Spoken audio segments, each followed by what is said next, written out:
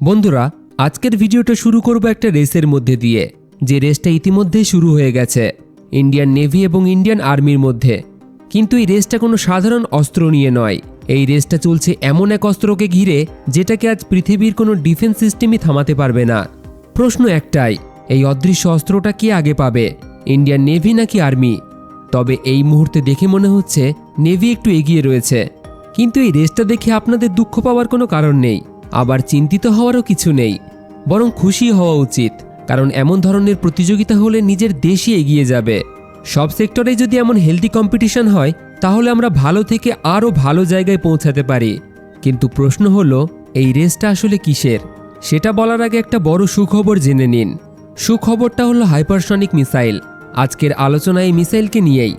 Hypersonic missile কোনো সাধারণ অস্ত্র নয়, এটা একেবারে আলাদা ক্যাটাগরির অস্ত্র। এই মিসাইলটিকে থামানোর মতো আজকের পৃথিবীতে কোনো ডিফেন্স সিস্টেম নেই। কোনো উপায়ে একে মাঝপথে ধ্বংস করা যায় না। সহজ করে বললে, আপনি পৃথিবীর যে কোনো দেশের দিকে এটিকে লঞ্চ করুন, কেউই এই মিসাইল আটকাতে পারবে না। না আমেরিকা, না চীন, না রাশিয়া, কেউই না। এই কারণেই একে বলা হয় এক অদৃশ্য অস্ত্র। এই কারণেই সারা বিশ্বে হাইপারসনিক মিসাইল বানানোর একটি দৌড় প্রতিযোগিতা শুরু হয়েছে। আর এই দৌড় প্রতিযোগিতায় এই মুহূর্তে ভারত জেতার জায়গায় পৌঁছে গেছে। আমরা আমেরিকা আর চীন দুজনকেই পিছনে ফেলেছি। কিন্তু কিভাবে? ভারতের হাইপারসনিক মিসাইলের সব বড় বড় পরীক্ষা ইতিমধ্যে সফলভাবে শেষ হয়েছে। সব ফ্লাইট টেস্ট ক্লিয়ার হয়েছে, সব প্যারামিটার ঠিকঠাক কাজ করছে।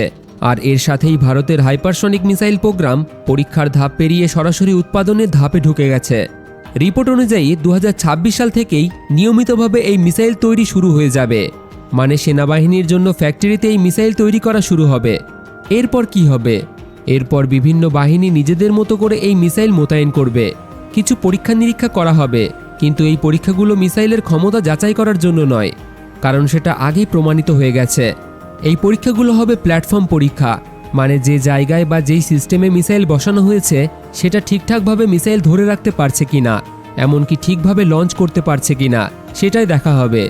সবচেয়ে বড় কথা হলো, চীনের আগেই ভারতীয় সেনাবাহিনী হাইপারসনিক মিসাইল পেতে চলেছে। আর এই বিষয়টাকে নিয়েই শুরু হয়েছে আজকের এই রেস। ইন্ডিয়ান আর্মি আর ইন্ডিয়ান নেভির মধ্যে প্রতিযোগিতা চলছে, কে আগে এই মিসাইল মোতায়েন করবে। নেভি কি আগে তাদের যুদ্ধজাহাজে বসাবে, নাকি আর্মি আর এয়ারফোর্স একসাথে মিলে আগে মাটিতে মোতায়েন করবে? এই নিয়ে ডিআরডিওর সঙ্গে দুই বাহিনীর আলোচনা চলছে। তবে এই মুহূর্তে নেভি একটু এগিয়ে আছে, কারণ তারা এই প্রজেক্টে সবচেয়ে বেশি মনোযোগ দিয়েছে। বর্তমান হিসাব অনুযায়ী মাত্র 2 বছরের মধ্যেই ভারতীয় নেভি শুধু যে তাদের জাহাজে এই মিসাইল বসাবে তা নয়, বরং পুরোপুরি রেডি টু ফায়ার অবস্থায় চলে যাবে। মানে 2 বছরের মধ্যেই ভারতীয় নেভি যে কোনো সময় হাইপারসনিক হামলা চালাতে পারে। আর এখানেই একটা খুব গুরুত্বপূর্ণ কথা আছে, এটা কোনো সাধারণ হাইপারসনিক মিসাইল নয়, এটা হবে লং রেঞ্জ হাইপারসনিক মিসাইল। এর রেঞ্জ হবে প্রায় 1500 কিলোমিটারেরও বেশি, আর গতি হবে প্রায় 10 ম্যাকেরও উপরে। 1 ম্যাক মানে প্রায় 1230 কিলোমিটার প্রতি ঘন্টা।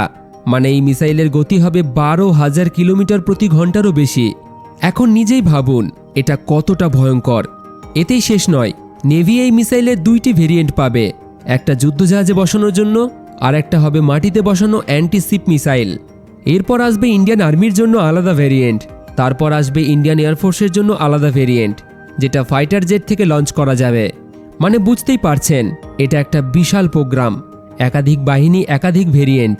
আর শুধু এটাতেই থেমে নেই ভারত।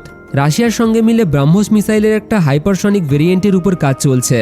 এর পাশাপাশি ভারতের আরেকটা হাইপারসনিক প্রোগ্রাম আছে, যেটা হবে শর্ট রেঞ্জ।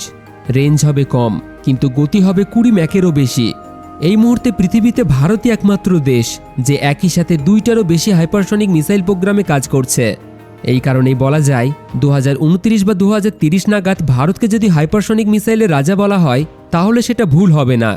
কারণ হাইপারসনিক মিসাইল অদৃশ্য অস্ত্র। আজকের দিনে একে থামানোর মতো কোনো ডিফেন্স সিস্টেম নেই, একবার লঞ্চ করলে আঘাত হবেই। এই কারণেই আমাদের চ্যানেলটিকে সাবস্ক্রাইব করে রাখুন, কারণ আগামী দিনে ভারতের হাইপারসনিক মিসাইলের একের পর এক পরীক্ষা হবে। আর সেই সব আপডেট আপনাদের কাছে সবার আগে পৌঁছে দেব আমি। এই ভিডিওতে আজ এতটাই, দেখা হবে অন্য ভিডিওতে।